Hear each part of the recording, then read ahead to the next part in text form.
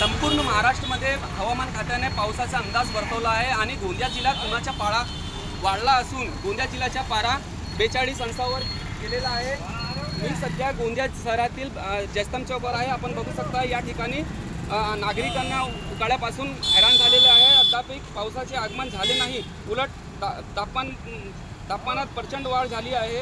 गोंदिया जिल्ह्यात आज 42.1 अंशावर सेल्सिअस इतका तापमानाची नोंद घेण्यात आलेली आहे। शनिवारी 7 जूनला 38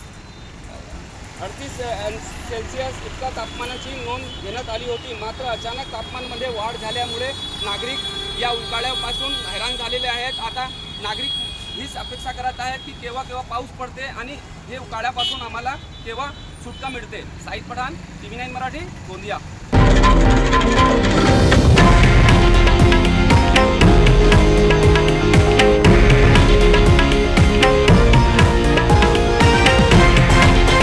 हे आहे देशातील नंबर 1 न्यूज नेटवर्क आणि आपण पाहत आहात TV9 मराठी, एकमेव।